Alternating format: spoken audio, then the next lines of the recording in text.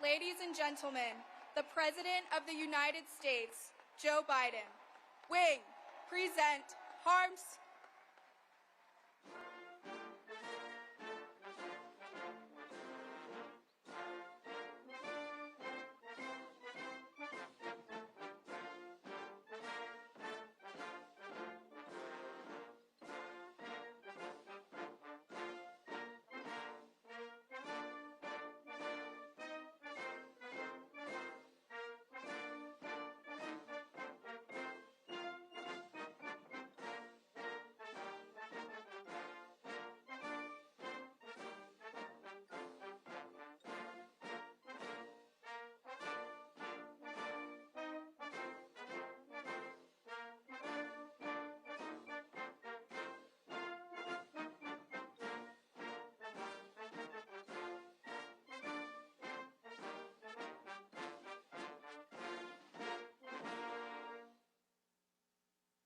Wing, order, Harms.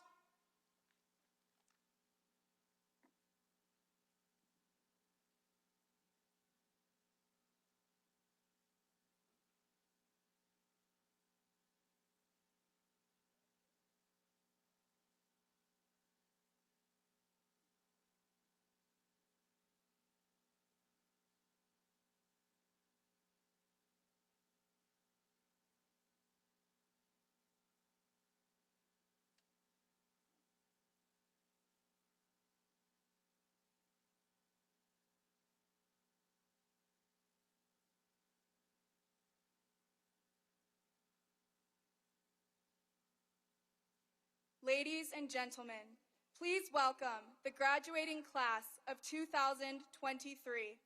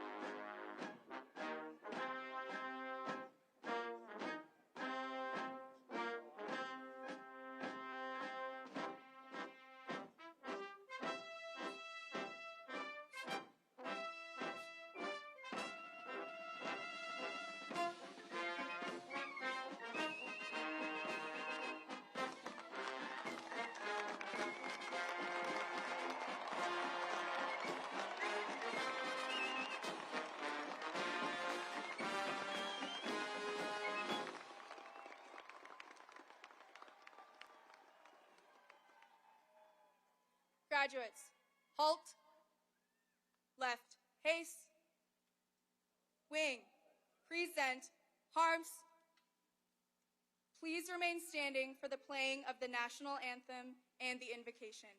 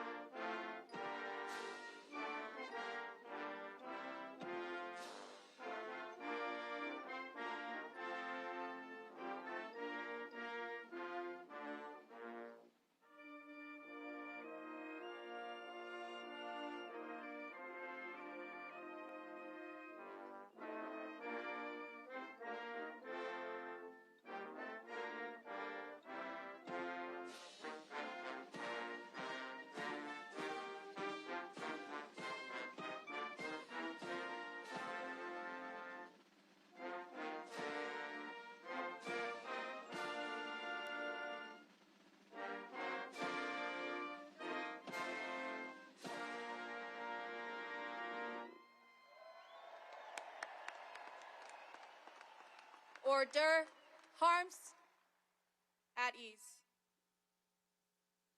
Ladies and gentlemen, Chaplain Colonel Julian C. Gaither, United States Air Force Academy Command Chaplain.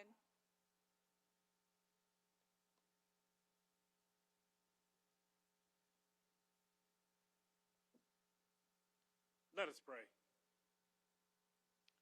Almighty God, in the shadow of these majestic mountains and campus steeped with a rich tradition and history, we are grateful to gather our Commander-in-Chief, Air Force, Space Force, senior leaders, Air Force Academy faculty, staff, family, and especially our graduates, to honor and celebrate the completion of a long four-year journey.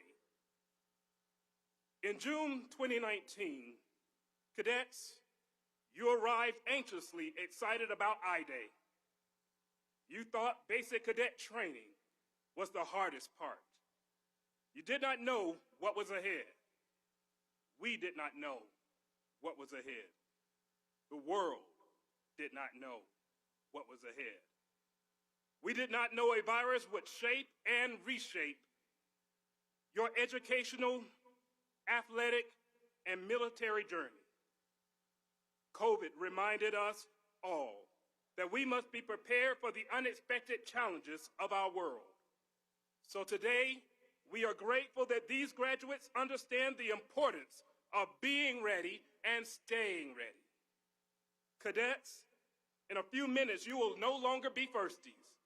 You will be United States Air Force Academy graduates and second lieutenants in the Air or Space Force, joining the long blue line of leaders.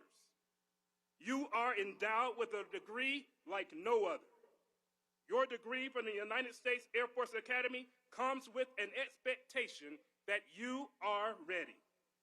You have been trained to lead honorably and accelerate change as we protect our country and our world.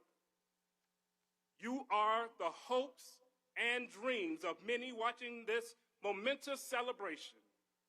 We thank God for your parents, family, friends, and teachers who have molded you.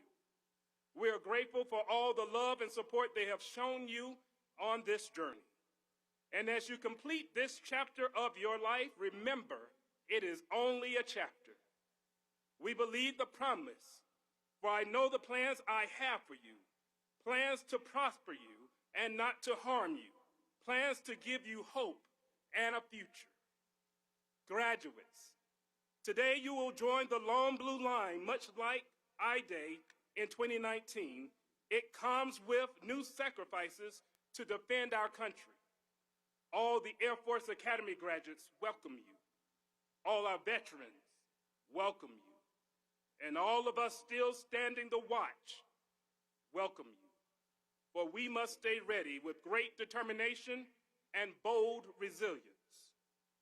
Class of 2023, you have prevailed through the academic rigor, physical endurance, and the global pandemic, yet you did not give up. You did not stop. You continue to prepare for victory. May God continue to fill you with compassion for those in need and inspire you to live by our core values, that oppression might cease, freedom might prevail, and dignity and honor might reign. Your God has and will provide everything you need for the journey ahead. So all of us here today look forward to serving by your side as you lead our air and space forces into the future. Prepare for victory, class of 2023, and congratulations. We pray this prayer always in your holy name. Amen.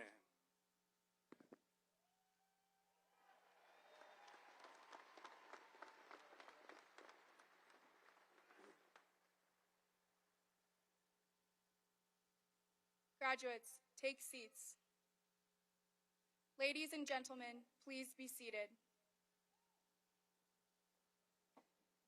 Ladies and gentlemen, Lieutenant General Richard Clark, the Superintendent of the United States Air Force Academy.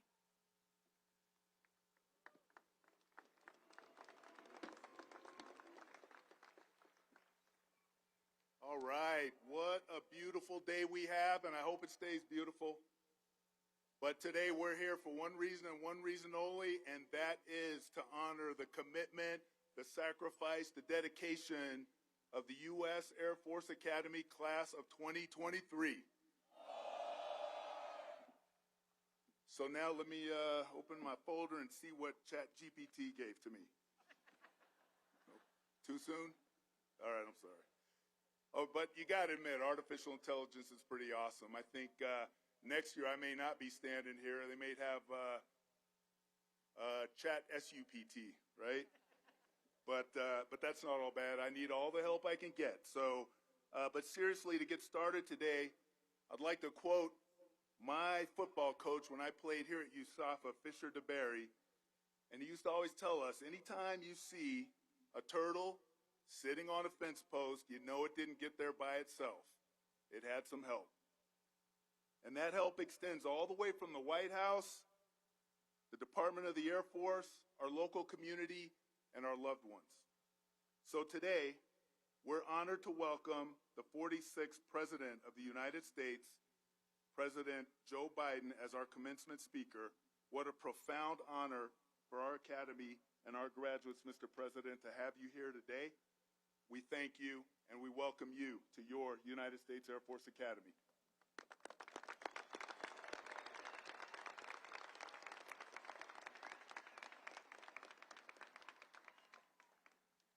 We're also honored to welcome the 26th Secretary of the Air Force, the Honorable Frank Kendall, and his spouse Beth, his son James, our 22nd Chief of Staff of the Air Force, and the next Chairman of the the nominated Chairman of the Joint Chiefs of Staff, General Charles Q. Brown, and his wife Shireen, the second Chief of Space Operations for the United States Space Force, General Chance Saltzman, and his spouse Jennifer, the 19th Chief Master Sergeant of the Air Force, Chief Joanne Bass, the first Chief Master Sergeant of the Space Force, Chief Roger Toberman, President of the Falcon Foundation, General Retired Steve Lorenz, Commander of the Space Operations Command, Lieutenant General Stephen Whiting and his spouse Tammy, CEO of the Association of Graduates and the Air Force Academy Foundation, Lieutenant General Retired Mike Gould and his wife Paula, the President of the Association and the Air Force Academy Foundation, Mr. Mark Hilly, our elected officials, Mayor of Monument, Mitchell LaKine, and Colorado Springs Mayor-elect, Yemi Mobilati, and his spouse, Abby, and last, but certainly not least, my wife, Amy. Round of applause for all of them.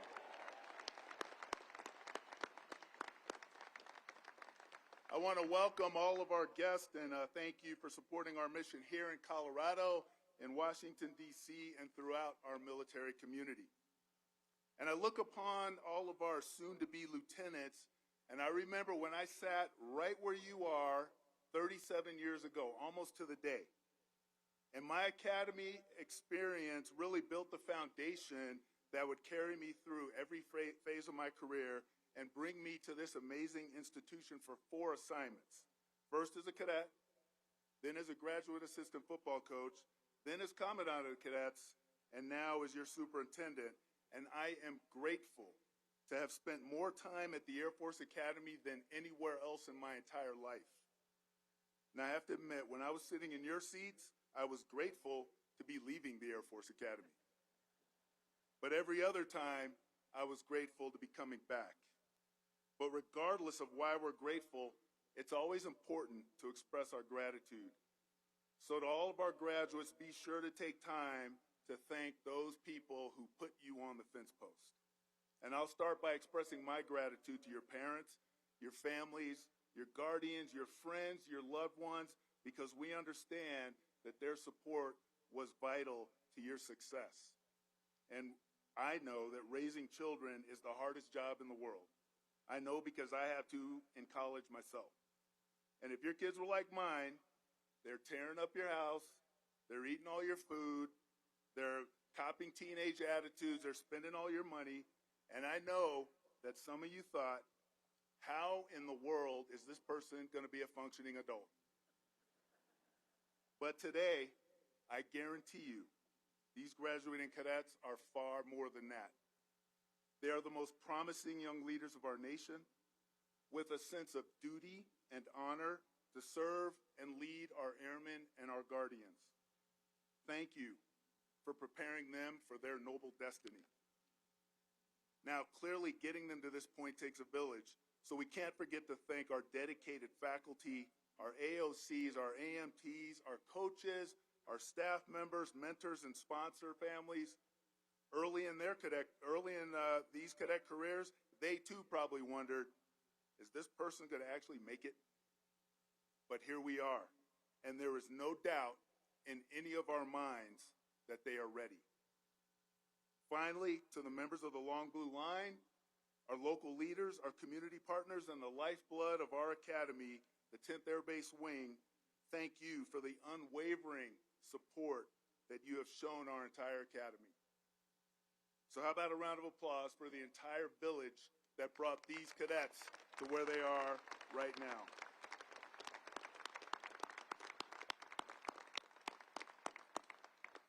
Now, when I think about what this class has been through over the last 4 years, I'd sum it up in one word: resilient. When you chose your exemplar, you chose Colonel Leo Thorsness. And little did you know the similarities that you would share with Leo Thorsness. Together, you embodied the closing words of the Airman's Creed: I will never falter, and I will not fail. For those of you unfamiliar, each class of our academy selects an exemplar whose qualities they hope to emulate. And each time someone says their class year, 2023, they will shout the name of their exemplar. Leo Thorsness was a Vietnam-era fighter pilot who on April 19, 1967, led a flight of 4 F-105s on a mission in North Vietnam. When one of his wingmen was shot down, despite extreme danger and personal risk, he decided to stay and to protect his wingmen and to protect the rescue effort. And when a MiG-17 fighter rolled in, then Major Thorsness immediately turned his nose, engaged the enemy in a dogfight, and shot down that MiG. Now he was low on gas, so he departed to refuel, but after learning there were more hostile aircraft inbound, he returned to the scene alone. He spotted 4 MiG-17s over the downed air crew, and in true American fighter pilot fashion, he thought, 4 of them, 1 of me, the odds are in my favor. He attacked the formation, damaging one of the aircraft and driving the others away from the scene. Major Thorsness did not falter, and he did not fail. He later received the Congressional Medal of Honor for his heroism, But his sacrifices did not end there. 11 days after that mission, he was shot down and captured by the Viet Cong, becoming a prisoner of war for over 6 years. He never gave up, and once again, he did not falter, he did not fail. Now, during your time at the Air Force Academy, I saw firsthand the hardship of the class of 2023 had and how you reflected the qualities of your exemplar. Like Leo Thorsness, you did not falter and you did not fail. You saw challenges like no other class before you. During your first year, you found yourselves in the middle of a worldwide pandemic, and we sent you home to learn virtually. The deans, staff, and faculty pivoted on a dime and moved from in-person curriculum to distance learning. Let's be honest, how many times did you forget to hit the mute button, or how many times did you wear COVID casual, which is uniform on top, PJs on the bottom?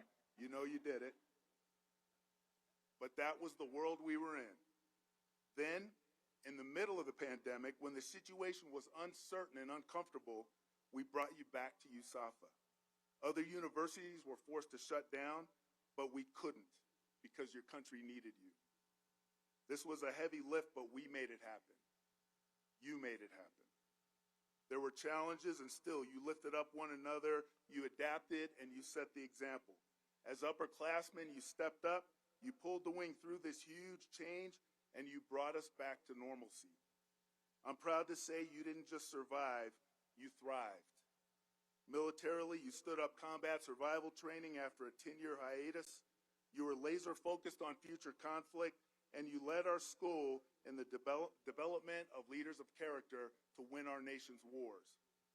Your class is graduating with a cumulative GPA of 3.11.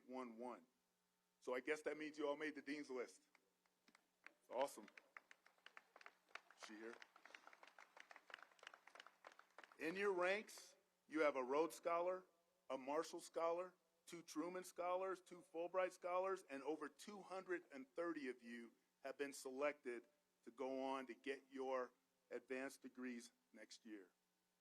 And on the fields of friendly strife, just in the last year, you won 4 conference championships, you had 49 All-American athletes, and you ranked 42 out of 325 schools in the Learfield Cup competition, which is a compilation of all NCAA sporting competitions. This placed you number 1 in the Mountain West Conference and number 1 among all service academies, far, far above West Point and Annapolis.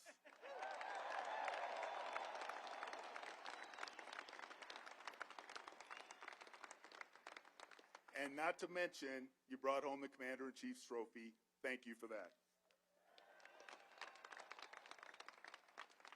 I am so honored to be your superintendent because when the odds were against you, you did not falter, you did not fail, and you not only survived, but you thrived. And it's my honor to serve alongside you in the mightiest military force in the world. There is absolutely no doubt that you left this institution better than you found it, and there is no doubt that you are ready to support and defend the Constitution of the greatest country on the planet.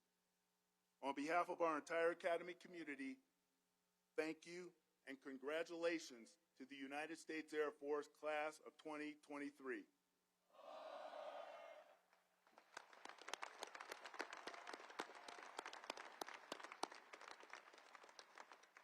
And now, ladies and gentlemen, it is my distinct pleasure to welcome the 26th Secretary of the Air Force,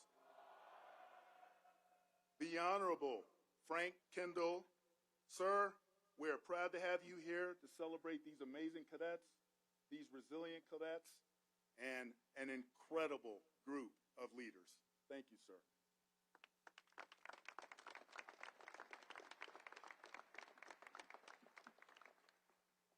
Gerald Clark could not resist that little West Point thing, could he? Congratulations, class of 2023. Congratulations also to the parents, family members, loved ones, and friends of the class.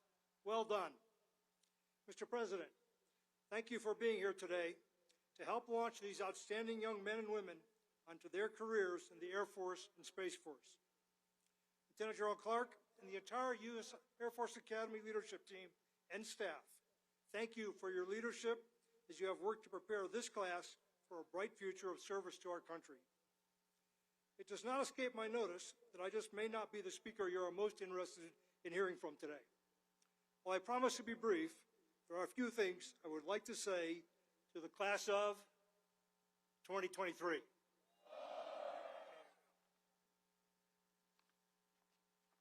First, I want to encourage you to savor this moment.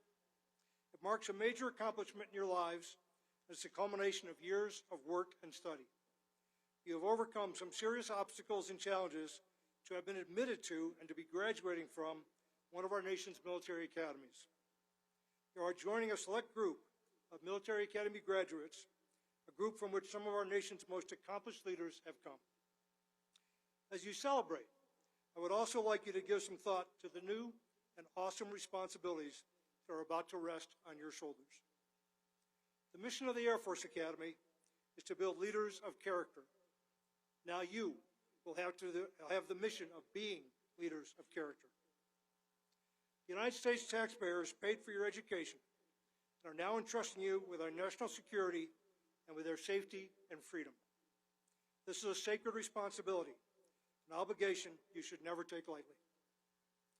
Our nation supports our military academies because our country needs strong leaders, leaders who will serve America well in times of crisis. As an officer in the military of the United States, you will take on unique and special obligations. A few years ago, while I was out of government, I was invited to Singapore by their Minister of Defense to receive an award. I had to obtain permission from both the Department of Defense and the Department of State to accept. Not because I had been an Undersecretary of Defense, not because I had been a member of the Federal Senior Executive Service, because I had been a Lieutenant Colonel, a commissioned officer in the United States Army. It was only in this capacity that I was subject to the Emoluments Clause of the Constitution that restricts foreign gifts for those who hold an office of trust. You are now holding an office of trust, trust by the American people. When you accepted your commission yesterday, you took on a very special role in our American system. When you took your oath swearing allegiance to the Constitution, you accepted a duty and the responsibility for honorable and faithful service to the nation. Whether you will be operating an aircraft or spacecraft worth many millions of dollars or controlling weapons that could take millions of lives, after today, you will be one of the people our nation counts on for your maturity, your professionalism, your expertise, your integrity, and your judgment as you control our nation's most powerful arms. You are accepting a leadership role in the military in the midst of a strategic competition that is as great a challenge as we have faced in decades, certainly in my career. You will be challenged to meet the requirements of our current missions while preparing for an uncertain future. You will be challenged to get everything you can out of today's force and to help build tomorrow's force. The resources will always be limited, and the responsibilities will always be vast. You will be challenged by changing technology that alters the character of war. You will need to adapt as emerging technologies create risks and opportunities. Equally significant, our nation's parents are entrusting their sons and daughters to your supervision and care. As a leader of character, you are now responsible for creating and strengthening the readiness of the units you will serve in and lead.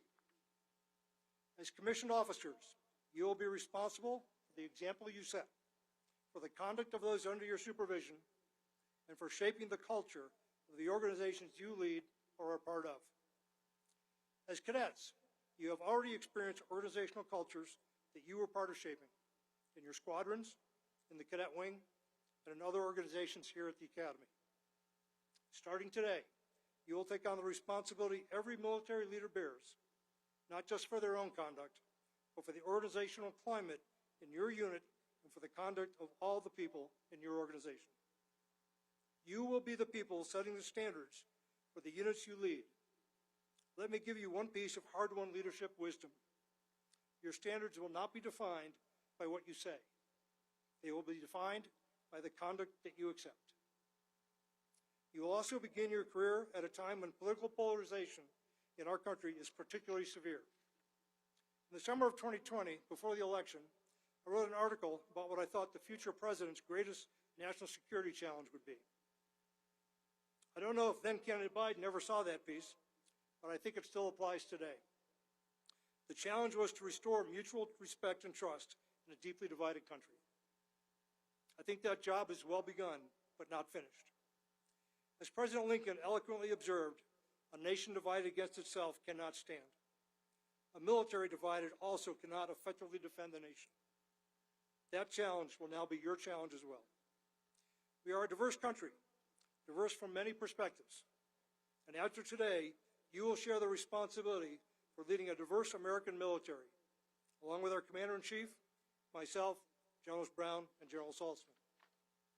I know that you are ready to face these challenges. You have been educated, trained, and inspired by loved ones, by leaders, and you have put in your work to continue your journey of leadership and service. Congratulations, class of 2023. It is now my pleasure and distinct honor to introduce our Commander-in-Chief. President Biden has a long history in the business of national security, serving for a dozen years as the chairman or ranking member of the Senate Foreign Relations Committee and 8 years as vice president before his election by the American people as our president. Ladies and gentlemen, the 46th President of the United States, Joe Biden.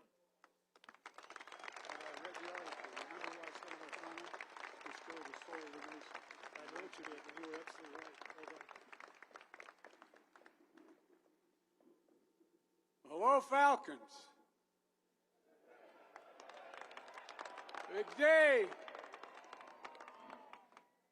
It's great to be back at the Air Force Academy at the altitude of 7,258 feet above sea level, far, far above that of West Point or Annapolis. I figured I should say that, so my Air Force One pilots, Colonel Kirkland, class of 99, and Colonel Donnelly, class of 01, make sure they are willing to take me back to D.C. I also brought with me today my Air Force and Space Force military aides, Lieutenant Colonel John Rowe, class of 07, Lieutenant Colonel Ann Hughes, class of 08. These officers travel the world with me, demonstrating, and I mean this sincerely, demonstrating the values of this institution every single day. It's no exaggeration to say I trust my life to Academy graduates. And some of my team members have trusted their lives to Academy cadets. A few months ago, I called to speak to my national security advisor. He was out here, but I was told he was unavailable. Turns out, Firstie Andrew Deaver had him out doing loops and barrel rolls on a glider.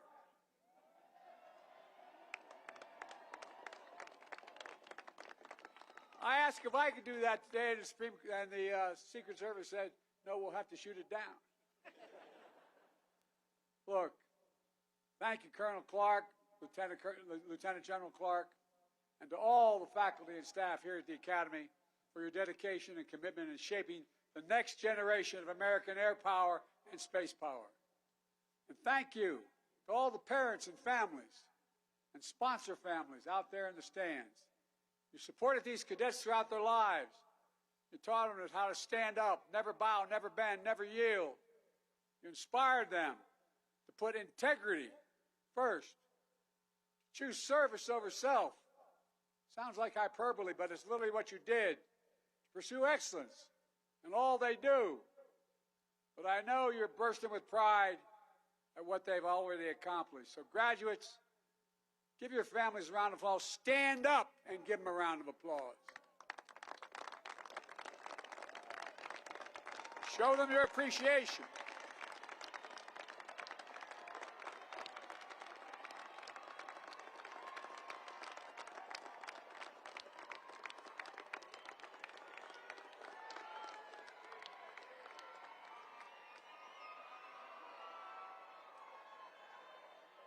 I think they're excited.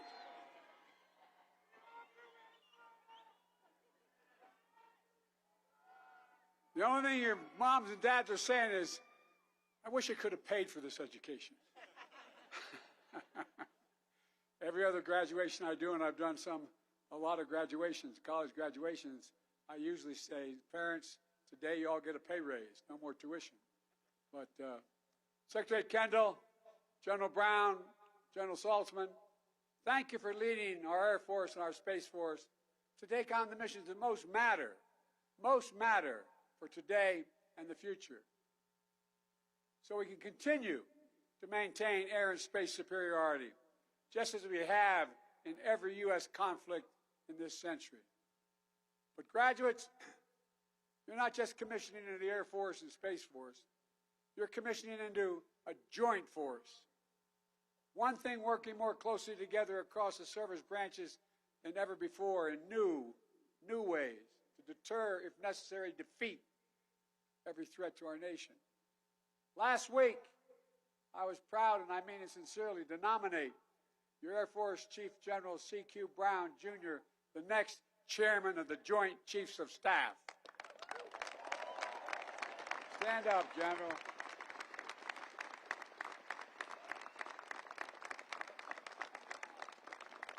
General, our country thanks you. I look forward to working with you as chairman. And these graduates will have the additional pride of starting their careers of service led by a general that might say, butt-kicking American airmen. I think you used that phrase. Class of 2023. All right, man, you better. This is a day you've worked hard to reach. Think back to that first day of basic, when the bus dropped you off at the footprints. You didn't know what the hell lay ahead. Maybe you were wondering what exactly you'd gotten yourself into. And then, after a few days of acclimating, getting yelled at nonstop by your cadre, hearing those words that meant it would only get worse, quote, the PT ban has been lifted. As if that's a good thing, right? The PT ban has been lifted. Marching down to Jack's, building Tent City, even sweeping the dirt to make it look like there were hallways. You know, before making it past the assault course fall and the assault course Nunez. And I tell you what, you're all crazy. But at any rate, no, I'm all kidding. Remember the pride you felt joining the Flying Wedge in the TIZO. The first time during the Acceptance Day parade, only to face an even more difficult challenge when the school year began. Academics. It wasn't all push-ups and cramming for Prague Week, though to set the Guinness Book of Records, world records, most simultaneous push-ups, there had to be an enormous amount of push-ups. Beyond you, but all of you, I think you had some fun along the way. Maybe a good use of your epic passes.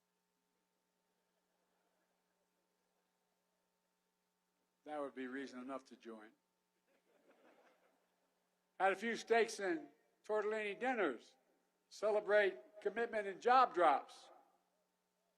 I got to see some of you at the White House a few weeks ago to celebrate winning the Commander-in-Chief Trophy for the 21st time.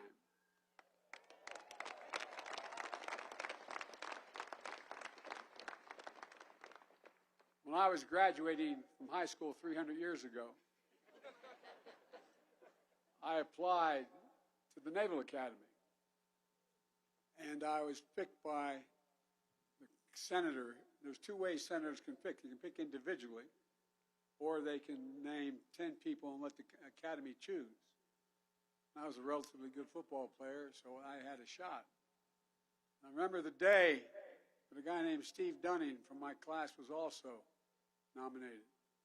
Drove up, it was about 7 in the morning, we were going to drive down to Annapolis, and I had just heard the night before they had a halfback named Joe Bellino, won the Heisman Trophy, and a quarterback named Roger Staubach.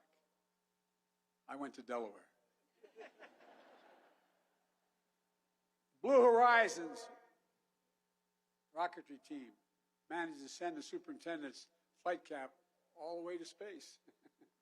I don't know whether he knew it or not, but even more impressive, you got it back, some 70 miles away.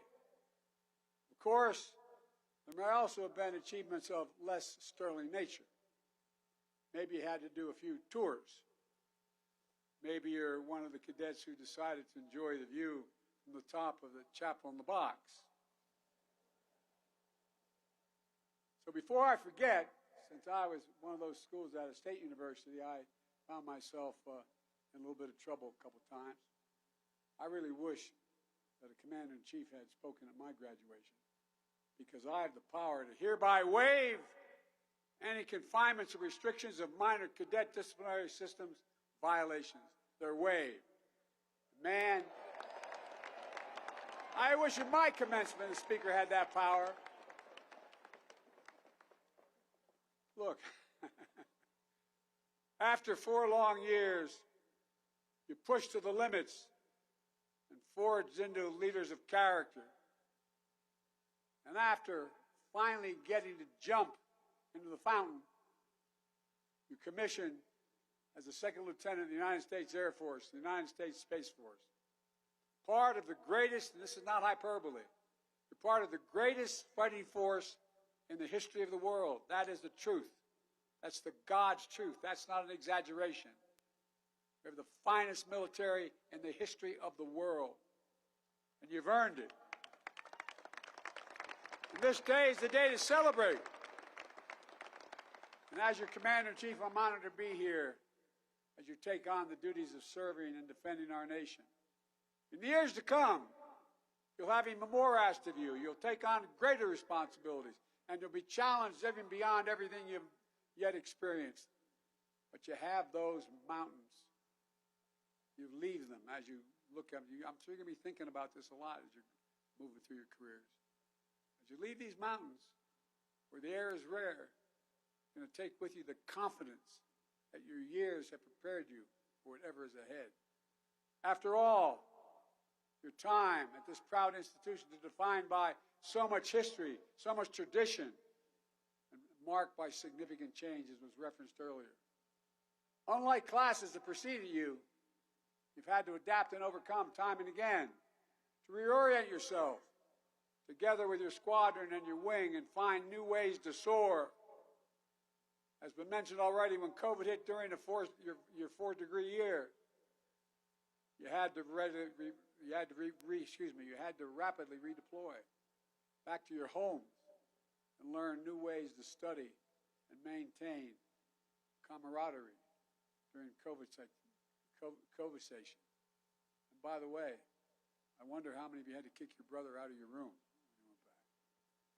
But all kidding aside, recognition may have been cut short, but it came back in the fall. You did the run to the rock. You earned the prop and wings, just like every cadet before you. Resilience, creativity, endurance, commitment. These have been essential parts of your unique academy training. And you're going to need those qualities as you continue your careers, because the world you're graduating into is not only changing rapidly, the pace of change is accelerating as well. We're seeing proliferating global challenges, from Russia's aggression and brutality in Europe to our competition with China and a whole hell of a lot in between.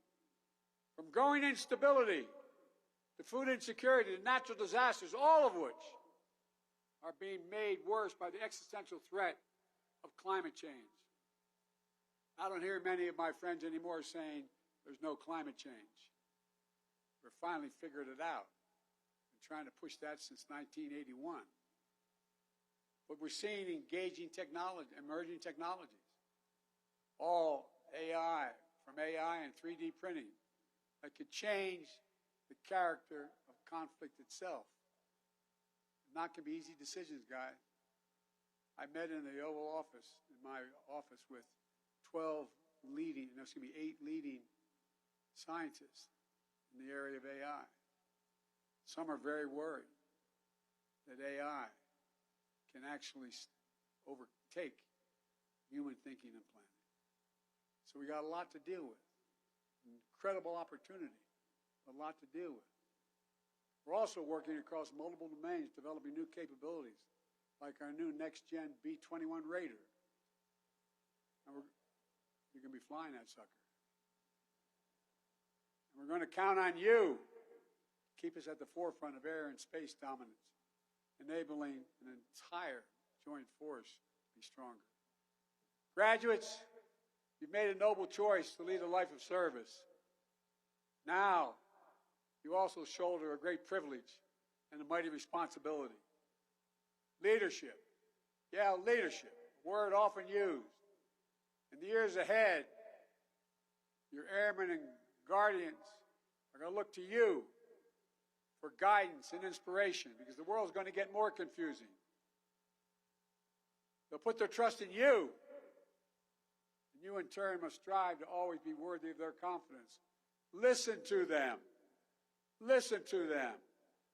I've always believed that America's strongest when we lead, not only by the example of our power, but by the power of our example.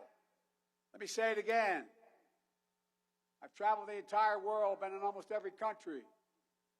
The reason we're respected so much is not just our power, but the power of our example. And it matters. It matters. The same is going to be true in your own experience of leadership. No matter what changes or challenges come, your character, your moral clarity, your capabilities must never waver. Again, not hyperbole. The nation needs you, genuinely needs you. Our world stands at an inflection point. I had a professor who used to say an inflection point is when you're driving your car down the highway at 60 miles an hour and suddenly you turn the wheel 10 degrees. You can never get back on the same track you're on before. The decisions we make today are going to determine what the world looks like decades from now. No graduating class gets to choose the world into which they graduate. Every class enters the history of a nation up to the point that has been written by others. A few classes, once every several generations, enters at a point in our history where they actually have a chance to change the trajectory of the country. It's the only reason I ran. I said to our speaker, I read his article. That's why when I ran, I said I was running for three purposes, two of which were to restore the character of this country, and two, to unite it. You'll face that inflection point today, and I know you're going to meet the moment to make sure that the future we're building is one that fundamentally aligns with our values, protects America's interests. To make sure that our skies and orbits remain open and navigable to everyone. To make sure that new technology is used to lift people up to new heights, new opportunities, not hold them down or exploit them.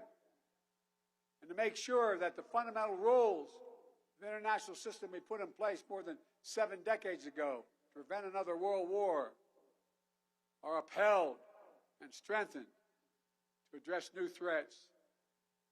One of the greatest strengths the United States of America brings to this effort is one of the greatest assets you will harness throughout your careers. It's our unmatched network of alliances and partners, allies and partners. I've spent the bulk of my first year just reestablishing that, meeting hundreds of hours with our NATO allies and others. Those nations who willingly stand beside us to face down threats and solve shared challenges. You've already gotten some sense of that with the friendship and bonds you've built with the cadets graduating today who will commission in their home militaries across Europe, Middle East, North Africa, and Indo-Pacific. Our partnerships amplify our strength and make us more effective. And don't think our adversaries don't understand it, so they work so damn hard to try to split us. We've seen it over and over again, especially in the global support for the brave people of Ukraine as they defended their families and their homes against Russian brutal assault. Remember what I said? Putin was certain that NATO would crack, that they would not stand together. We put 40 nations together. The United States has rallied the world to stand strong with Ukraine and defend the values that the American people hold so dear: freedom, sovereignty, democracy, simple dignity. Working with a coalition of more than 50 nations, we've delivered historic security assistance that has enabled Ukraine to defend itself. I've been there many times before the war. Spoke of the rod. I've been there since the war began. The United States Air Force and Space Force have been the backbone of that operation, providing airlift capacity and logistical know-how to move artillery, ammunition, fighting vehicles, anti-tank, and air defense system, providing missile warning, space-based ISR, supporting communications. No other nation in the world, the whole world, has enabling capacity we do. And what we have to do to thank you and your immediate predecessors. Just a few weeks ago, I was with President Zelensky in Hiroshima at the G7. I told him we work with our partners to begin training Ukrainian pilots in Europe on fourth-generation fighter aircraft, including the F-16, so Ukraine can defend itself today and in the future. Ukrainian people's iron resolve to live in freedom will never be broken. They are incredible, average women and men, fighting, giving their lives for their country and their families. And the American people's support for Ukraine will not waver. We've always stand up for democracies, always.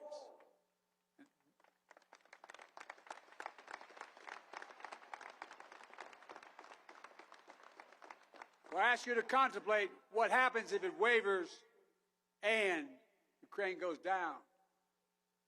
What about Belarus? What about the rest of Eastern Europe? Look, the G7 also demonstrated remarkable unity in the world's leading democracies when it comes to China. The United States, I've met with Xi Jinping more than any leader in the world, starting back when I was vice president. The United States does not seek conflict or confrontation with China.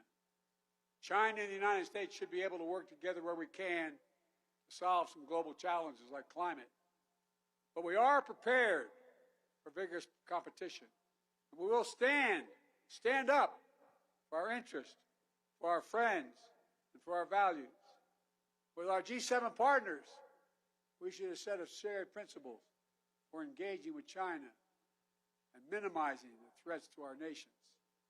By bolstering our economic security, resisting economic coercion, countering harmful practices, and protecting a narrow set of advanced technologies critical to our national security by not trading them.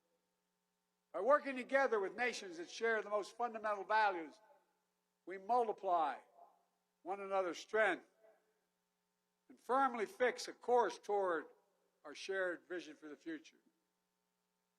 In every part of the world, we've advanced our partnerships in concrete ways and strengthened American security. In the Indo-Pacific, we've deepened our alliance and our trilateral cooperation with Japan and the Republic of Korea, who are now talking together and working together to enhance deterrence against threats in the region, including from the Democratic People's Republic of Korea. We've elevated the Quad, bringing together Australia, India, Japan, and the United States to advance an Indo-Pacific that's free and open, prosperous and secure. Didn't exist before. We're delivering on AUKUS, a new strategic partnership that brings the United States close together with Australia and the United Kingdom, two of our most capable allies. NATO is more energized and more united than it's been in decades. It's now even stronger with the accession of our newest ally, Finland, and soon Sweden, in the alliance as soon as possible. It will happen, I promise you. We're working with Canada to upgrade NORAD's capabilities and ensure that North America's air defense surveillance systems are the best in the world. And in just the past 12 months, I've hosted in the United States the leaders of every country in the Western Hemisphere, every country in Africa, Southeast Asia, and the Pacific Islands. We are a Pacific nation. These nations may not all agree with us on every issue, but they want to work with us. They choose us, not because of threats or coercion, but because of the common interests we pursue together to make the world a better and safer place for everyone. That is what the United States stands for. When people around the world see a United States gray tail flying overhead with the stars and stripes on your shoulders, they know what that means, no matter where you go.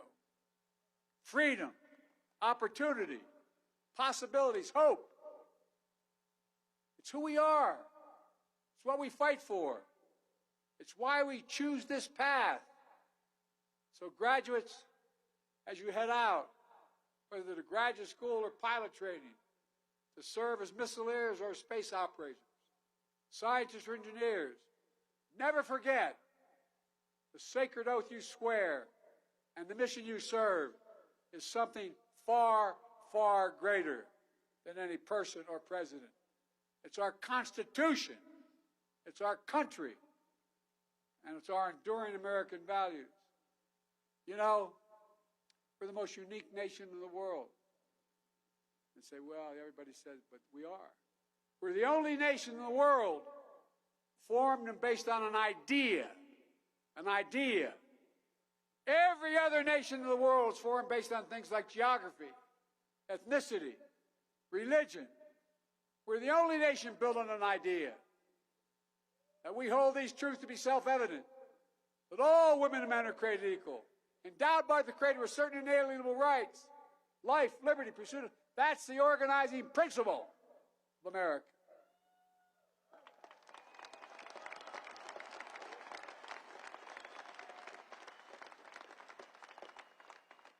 We haven't always lived up to it, but we never, except on one brief moment, even thought about walking away from it. Generations of our forebears have fought and sacrificed to defend it. Sacrifices we honor earlier this week on Memorial Day. My son was an Army officer, a major, the Attorney General who sought permission to go fight with his unit in Iraq for a year. Unfortunately, his hooch was very close to these burn pits. And he came home with stage 4 glioblastoma and died. I remember looking at him in the bed. This is the God's truth. I hadn't planned on saying this. Maybe I shouldn't. He looked at me and he said, we're talking about the war. He said, Dad, he was Attorney General, odds-on favored to become a governor. He said, Dad, the proudest thing I've ever done in my life is putting on that uniform. The proudest thing. Just before he passed, he said, I'm not afraid. I'm not afraid. That's what you all are made of as well. Pride. Pride. Not in yourself, but what you're fighting for. It's a sacred charge that you now inherit as well. This year, we mark the 75th anniversary, this year, of an integrated force. The 75th anniversary of women serving in the force. And the 50th anniversary of an all-volunteer military. And your class is one of the most diverse classes in the history of this academy or any academy to graduate. That's why we're strong. That's why we're who we are. That's why we'll never give up. That's why. We also recognize that with every step we've taken to harness the full diversity of our nation, to tap more of our indomitable American spirit, our armed forces have only grown stronger, more effective, and more admired. The same is true of this institution. This year's graduating class is among the most diverse in academy history.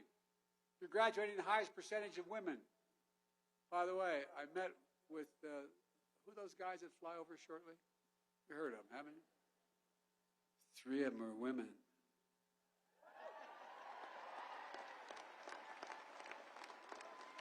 So don't screw around, guys. And the highest percentage of minority cadets in history. They're strengthening force, a force that depends on American values that reflect America itself. And each of you has an obligation to treat the airmen and guardians you lead and everyone you encounter with dignity. Your honor code says, we will not lie, steal, or cheat, nor tolerate among us anyone who does. So it's on all of you to root out the scourge of sexual assault and harassment in the military. And to never tolerate it. To make sure that every member of our forces, no matter who they are, who they love, feels safe and respected in the ranks. Class of 2023, you've been trained to lead, to set an example of your leadership for others. You've been given the skill set to think clearly, to make strategic decisions, to do what is right under pressure. You've earned the trust and respect of your fellow cadets and your instructors. And you are the very embodiment of the American military excellence. And you are ready for anything. Anything. As I look out today, I've given my word as a Biden, I've never been more optimistic. Never been more optimistic about the future of this country. In no small part because of you. I mean it sincerely. 4 years ago, you arrived as individuals. Today, you're part of a long blue line. Future generations will stand in your footsteps. Strive to meet the heights of your expectations. Draw inspiration from the example of honor and integrity that you're going to set. Held aloft by the core values you learned here. Our Air Force, our Space Force, our Joint Force, indeed our nation, is safe and steady hands with all of you. May God protect you all as you set out on your journeys. And remember, never bend, never bow, never yield. And remember who we are. May the Lord guard and guide the ones who fly through great space and sky.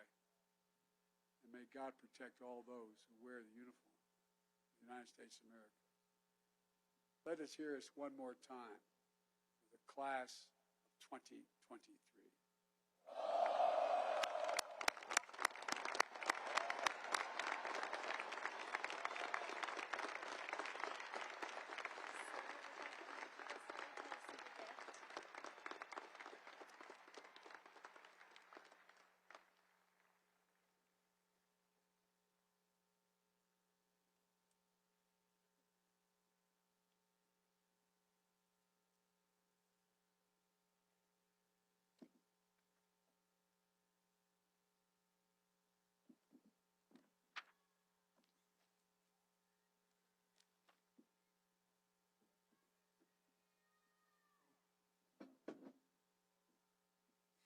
Ladies and gentlemen, the Cadet Class President for 2023, Cadet First Class Usama Bamier, the Summer Cadet Wing Commander, Cadet First Class Julia Gunlock, the Fall Cadet Wing Commander, Cadet First Class Christopher Von Hossel, and the Spring Cadet Wing Commander, Cadet First Class Eric Kennis, will present the class gifts to the President of the United States.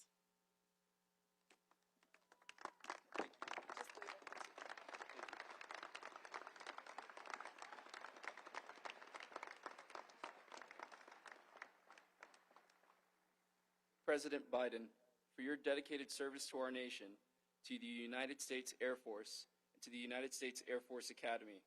It is with great pride that today's graduating class designates you, by acclamation, an honorary member of the United States Air Force Academy's class of 2023. As tangible evidence of that honor, we ask that you accept this painting by Steve Weed on behalf of the United States Air Force Academy. We will also present you with our class coin as a token of our appreciation.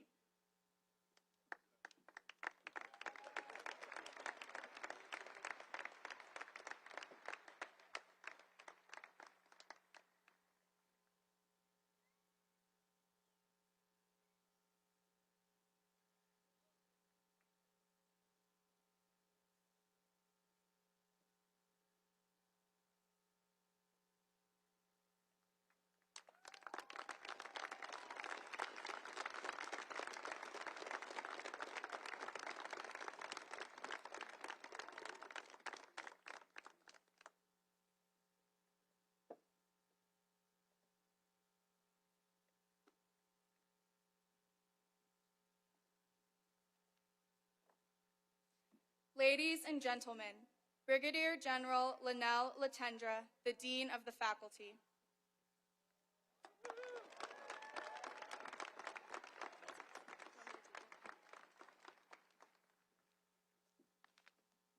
Thank you again, Mr. President. Before presenting the entire graduating class to you, I would like to highlight a few individuals for special recognition. First, I call your attention to the 97 distinguished graduates who are listed at the top